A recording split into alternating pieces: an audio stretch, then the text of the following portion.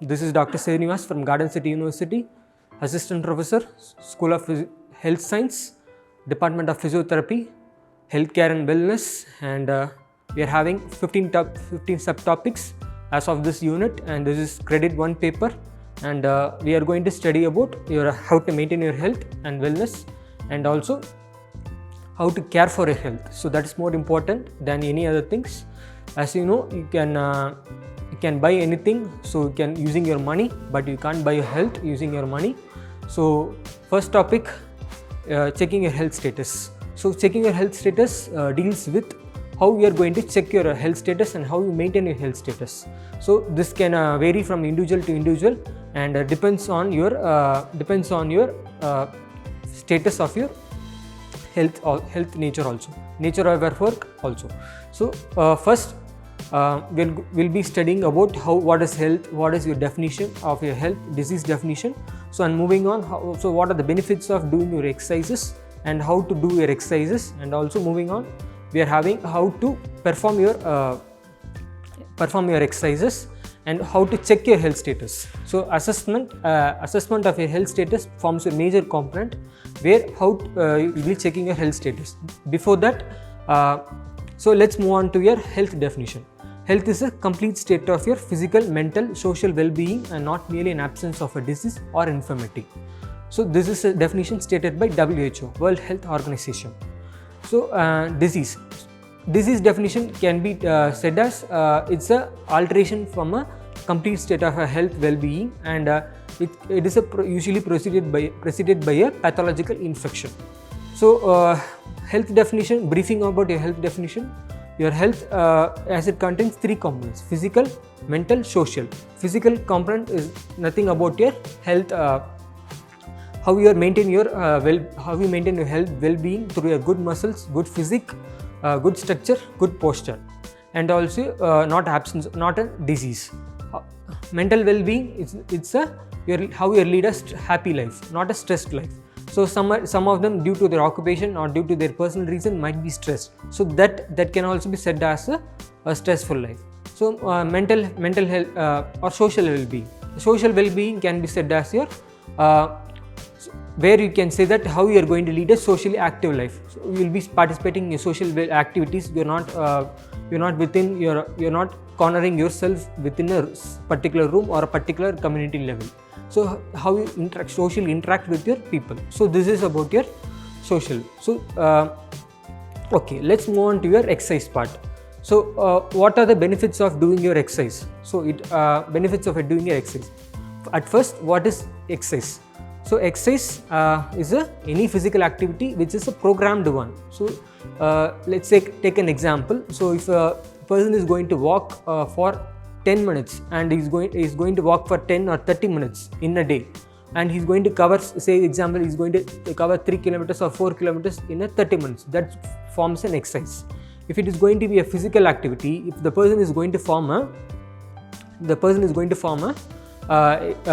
do a walking activity, but he's going to do as an occupation related one for 24 hours.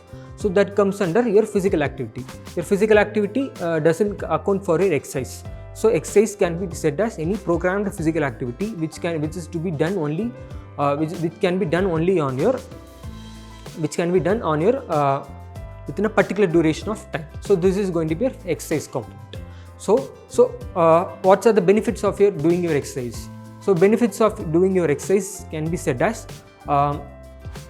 so it stimulates your entire body, so maintains your cardiorespiratory endurance, and also we are having your musculoskeletal wellness, and also we are having your particular you'll be activating your whole body doing an exercise.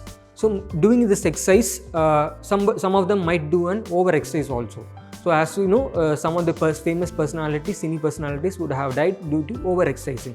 So even the fitness trainers wouldn't be knowing about their they would be knowing how to do a particular exercise, but they may not be knowing even the over exercise can lead to your detrimental effects, even lead to death also in sometimes. So here, moving on, your exercise.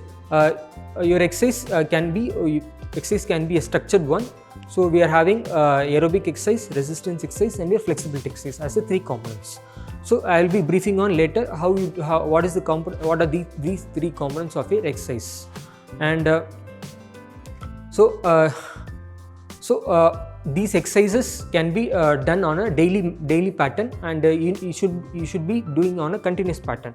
So it's not that you do only for a few days and you just leave it off. If you do for a few days and if you just leave it off, as will be leading to deprogression or detrimental effects, where you'll be gaining a lot of weight due to when you discontinue your exercise pattern. So this exercise forms a major component of your maintaining your healthy lifestyle pattern. So some might say that you'll be I'm having a green tea, or I'm having a proper diet, so I won't do exercise. It's not like that. Or some of them will be saying that, so I'm not having any disease, it's like diabetes, hypertension, so why I should do exercise. But in order to prevent those diabetes, hypertension from occurring at the age of 30 or 40, you should be doing an exercise. Now nowadays you might have heard that your heart attacks or hypertension or your hypertension, where there is your increase in your blood pressure, occurs even at the age of 30. So this is due to your faulty food pattern. Your food pattern where you're having a lot of junk food. Your junk foods, KFC, McDonald's, all contributes to your increased fat loading in your body. So that leads to your fat deposition on the heart walls of your heart also. That can lead to your heart attack and leads to your death also. So first you should be knowing how to do an exercise and what are the components of your exercise. Then you will be progressing how to do the flexibility exercises, how will be doing strengthening exercises, and how you will be doing your balance exercises, all these exercises in your subsequent chapters. So doing this flexibility exercises improves your range of motion of your body and keeps you in good health also. Okay, let's move on to your exercise components. We are having aerobic, resistance, and flexibility. So your aerobic components can be your walking, running, jogging. So where it utilizes your more of your cardiorespiratory endurance. Cardiorespiratory endurance in the sense we are having more of your cardiac wellness, where we are developing your cardiac muscles also. So it's not like you are having a skeletal, not only just developing your biceps or a triceps muscle or a quadriceps muscle. Your heart also is going to be a muscle, and it also needs to be developed properly in a proper systematic manner. So this aerobic exercise leads to your development of a proper exercise pattern, where you can do a proper exercise pattern, where you can do a heart exercise training, through which you can develop the muscles of your heart, thereby reducing the fat deposits in your heart also, and reversing the possibilities of or risks of your getting heart attack, or risk of getting hypertension, diabetes mellitus, or any metabolic diseases. So your aerobic components may be running, jogging, or track walking. It can be a treadmill walking or ergometer. So these forms your aerobic pattern. So resistance pattern, so resistant exercise pattern, where we are having your free weights. So it can be our dumbbells, it can be even using your home exercise equipments, like you can be filling a water bottle and doing some simple exercises. Thereby you can achieve some good resistance training. And it can be gym loaded weights, where you can do a circuit training, and you can do a gym where we are having lots of machines, right? Bench press, pull-ups. So these are all equipments we can do, through which we are going to strengthen your skeletal muscles. Also indirectly we will be training your cardiac muscles. But your aerobic exercise concentrates mainly on your cardiac muscles, where you can train your cardiac and your lung muscles, where you can train your full strength of endurance. So this is your resistance pattern. So moving on to the flexibility. Flexibility is considered to be a warm-up or a cool-down exercise, where you can do a exercise which improves your particular range of motion of your body. So flexibility is going to be the most important part, where you will be preventing the injuries, and this improves your overall physical relaxation. You're just doing the stretches will aid you in physical relaxation. For example, if you are going to stand in a place for a long time, and if you are going to do a stretch for your lower limbs, immediately you will be feeling relaxation. So this can be done as a therapeutic part, and this can be done as a warm-up part, or also a warm-up part, or also for a warm-up part, also for a training part also. So your proper exercise pattern should have aerobic pattern, resistance pattern, and a flexibility pattern. Flexibility should be considered as a warm-up and a cool-down exercises. And so first, moving on to the topic, checking your health status. So this lesson will be focusing on how to check your health status, and I'll be speaking more of your how to check your health status on your own. That's your more important part of the objective of this lesson. So height, we'll be talking about height, weight, BMI, and also how to measure your skin fold measurements, and how to measure your chest expansion also. So first topic, your height. So how to measure a height? I think you all be knowing how to measure a height. You can stand near the wall. You can stand near the wall. If you're not having any equipment to measure, you can just ask the patient to stand without any having any footwear, and they can be moderately undressed, and you can measure the height of the person. So that is your height. So weight, you can measure using a kgs or pounds, using your weighing machine. And moving on to the BMI, body mass index. So why this body mass index is going to be an important part. So that denotes how whether you are a lean personality, or you are a obese personality, or a normal personality. So based on the classification we are having, scientifically we are terming it as mesomorphic, endomorphic, or ectomorphic. So mesomorphic in the sense, if you are going to be a normally structured person, you are not having any obese, and your BMI is also going to be normal, then you can be said as mesomorphic. Endomorphic in the sense, if the patient is going to have obese nature, and the BMI is also going to have obese indicator, we are having a obese nature. And if it's going to be a lean personality, if it's going to be a lean personality, we are having sometimes lean personality starts in a genetic pattern itself. However, it can be trained also. So BMI pattern, where we are saying is, so first you have to measure your height using a inch scale or centimeter scale. We have to convert into meter square. So the formula for your BMI will be body mass index is equal to height divided by weight in meter, weight divided by height in meter squares. So weight in kg divided by height in meter squares will be formula. So take for example, if your weight is going to be 68 kg and your height is going to be 1.6 or 168 centimeter, you are going to convert into 1 meter squares. So 1.68 meter into 1.6 meter. So that will be divided above by your weight. That is 68 divided by 1.68 into 1.68 will give you the value of around 25 or 26. So that denotes that you're going to be normal, more than normal. That is you're mild obese. So moving on to the classification of your BMI. So BMI classification can be said that as we are having certain scores which are ranging from 18 to 40. So your 18 to less than 18 can be considered as a lean personality, and more than 18, so 18 to 25 is going to be considered as a normal personality and normal BMI. So 25 to 29.9, there we are having your overweight category. So this overweight category, so they are at the risk of developing obesity, and they are at the stage of where they are accumulating the fat within their body. Normal personality, we are having the normal fat, there should be fat within your body, but that shouldn't be at a higher amount. So that denotes your obesity. So if the obesity level is going to be above 30, we are having 3 grades of obesity from 30 to 40. So from 30 to 33 is going to be a mild obese, and we are having next is going to be moderate obese, then we are having morbid obese. So we have seen some people we are having morbid obese characteristics also.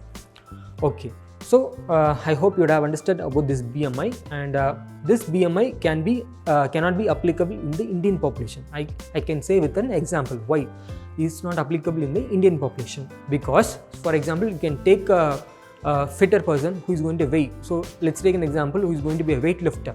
So he's going to weigh around 100 to 150 kg, and his height is going to be 170 centimeter. So if you're going to be divided by using the BMI formula, weight in kg divided by height in meter square, we are going to get a value of obese category only, but that doesn't denote that he is going to contain more of fat in his body. But he's going to be, since he's going to be a weightlifter, he's going to be trained for the muscle, and he'll be having more of muscle bulk than he'll be having more of your fat bulk. But the same example, the patient is going to have, the patient or the individual is going to have a same weight. So example 150 kg, but the height is also same category. But if you're going to look over, we are going to have a fat. This fat can be a bad indicator of his health also. So this BMI should be noted, and doing these kind of exercises like aerobic resistance flexibility doesn't decrease your weight on one day or within few weeks. It takes time, and you should be concentrating on your diet as well while doing these kind of exercises. If you're going to have a fat diet, but you're also going to do exercise, so then the exercise will take longer time to have an impact on your lifestyle and reduce your weight also. So this has to be noted So you should have a proper diet. That doesn't mean you should be fasting also. You should be having a proper diet which consists of your carbohydrates, nutrition, calories. So this nutrition topic will be subsequently discussed in the subsequent chapters, where we'll be saying about the nutrition one. So this BMI, so that only it's not applicable in the Indian population where you are having this defect. So once I'm repeating, BMI is not going to be applicable in the Indian population. So we are having weight of fat percentage of the weightlifter or the normal personality is going to be different when the height and weight is going to be the same for these two individuals. So hence your BMI is not going to be applicable here. And so we are going to objectively measure how your fat distribution is going to perform in the body. So for that we are having your waist-hip ratio. So waist-hip ratio, so that denotes here how much of body fat is going to be present in your waist and the hip ratio. So so obesity is going to be where you are going to have a accumulation of your fat within your body, and you are having the tummy. So tummy will be coming out, right? So this tummy is indicator of your bad health also. So we are having obesity classification where types we are having like central obesity or peripheral obesity. Your central obesity can be a abdomen, tummy, and you will be having a normal structure in your. You will be having normal structures in your body. So that can be central obesity. In case of peripheral obesity, they won't be having much of tummy, but they will be having fat deposition all over their body. So your normally fat deposits in your at the back of your arm, at the sides of your pelvis, in the sense sides of a hip joint. So this has to be avoided, and this has to be avoided, and this has to be checked throughout. So this waist-hip ratio, where you can measure a circumference of the waist to a circumference of your hip. So that is the simplest one. So I'm going to take an inch tape measure, and I'm going to demonstrate how you are going to check your waist-hip ratio. This waist-hip ratio can be checked through the circumference of your umbilicus. From the umbilicus, you are going to take your circumference, belly button, right? You will be taking a circumference, and at the level of a hip joint, you are going to take a circumference. So that the hip joint can be said as your mid buttocks area. We can check a circumference of your hip ratio. So dividing those values, your waist circumference divided by your hip circumference will give you a value of some 0.86. So this interpretation we can have for a while. So 0.86 is going to be the normal value, and there we are having certain indicators for your female and male according to the male waist-hip ratios. So normally the body fat deposition in the male will be more of your abdomen, less in your glutes area, and for the females, more of the glutes, more of the fat will be deposited on on the sides of your hip joint, not on the abdominal pattern. So having this obese characteristics will be having a detrimental effects on your all these systems. Your musculoskeletal system will be affected. Why? Because you can say that you are overloading your body. So you are overloading your body, then your muscles are going to be fit. So usually if you are having obesity, you are having at the age of 20 you will be almost fit, because your muscles are at the good state. But as it progresses to at the age of 40, 60, if you are going to have obese, you will be having your musculoskeletal abnormalities where you will be constantly loading your back. So I think you would have known your obese people get more of your back pain easily than the people, those who are not going to be obese in nature. So it's important to reduce your obesity. So for this, before you start your exercises, I want all of you to check how to check your BMI, how to check your waist tip ratio, and then you can start off. You can know about your health status. Then you can start off with your patterns. Okay. So next is going to be chest expansion. So chest expansion, if you are going to train your muscles, you are going to train your both respiratory muscles. You are going to train your skeletal muscles also. So your chest expansion denotes how good is your lung and how is good your heart working also. So the chest expansion can be measured at the levels of your axilla, that is your armpit, under your armpit, at the level of nipple, at the level of your zipiston. That we can say that as at the lower end of your rib cage. So we are going to measure the circumference, and the patient is going to inspire. You are going to inspire and you are going to check yourself, or you can check for your partners where you can do a chest expansion measurements. Okay, so let's go into the practical part. Yes, waist tip ratio. So let's learn how to measure a waist tip ratio. So as I said, it's going to be a circumference of your umbilicus and it's going to be circumference of a hip joint. First, let's measure what is the circumference of this umbilicus and what is the circumference of the hip for this particular individual. Okay. First, you need to take a circumference of your umbilicus. First, you need to identify your belly button. Then you are going to take a circumference. We can take a circumference that will come around a value, and you have to know that value. Again, we are going to take up the circumference at the level of your hip joint. You can say at the level of hip joint. So you'll be having a bony like protrusion. So below that bony like protrusion, we can take a circumference that will show you measurement of your hip joint. So dividing these values, you'll be getting 0.8. The values will be ranging from 0.80 to 0.9. So that will give you a particular waist tip circumference ratio. So the next we'll be learning about the chest expansion measurements. So a chest expansion measurements, we'll be saying that as axilla or the armpit. At the level of armpit, at the level of your nipple level, at the level of your lower end of your rib cage, that is a zipisternum level. So at the level of your axilla, first let's measure. So for this, the patient has to be minimally undressed, and we are going to measure the circumference and in the fully inspired position. If you have to take full breath, then only you have to measure it. We shouldn't take the circumference in a fully expired position where your lungs will be completely empty.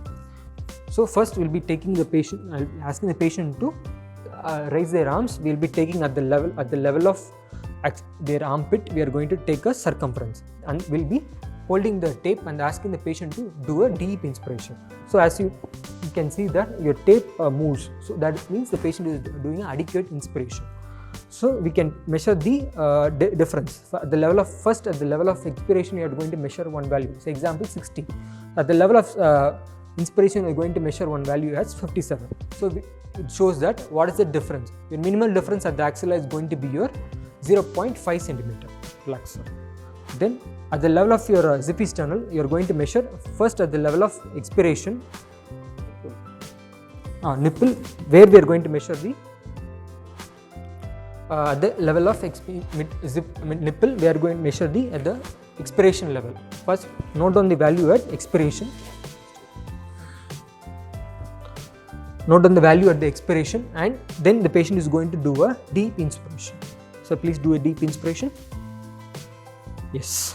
So that the next value should be noted. So the difference, we have to minimize the difference, where we will be saying a 0.5 centimeter difference at the level of your armpit.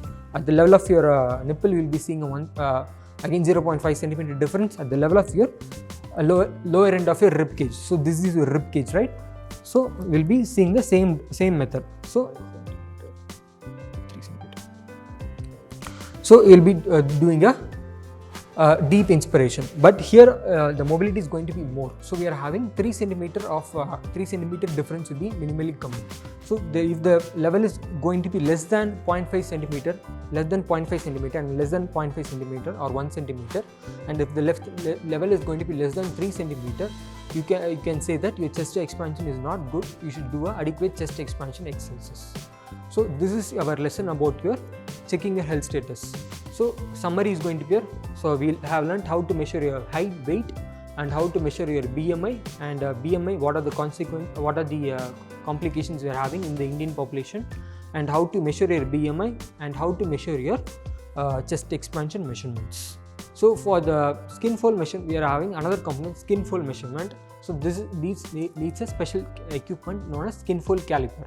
So as of now, your fat will be depositing in those areas like your abdominal area near your umbilicus level. You can be having a abdominal fat deposition. At the side of your hip joint, you'll be having a fat deposition area. So in order to measure the level of fat at your level of fat, subcutaneous fat, that is the fat which is stored just below your skin level. So we will having the 3 layers. So we'll be having bone, next component will be muscle, next component will be fat, next component only, at last only top is skin. So I'm going to measure the skin fold caliper, and we are going to measure the amount of fat deposited under your skin at a particular level. Yes, thank you. One on one.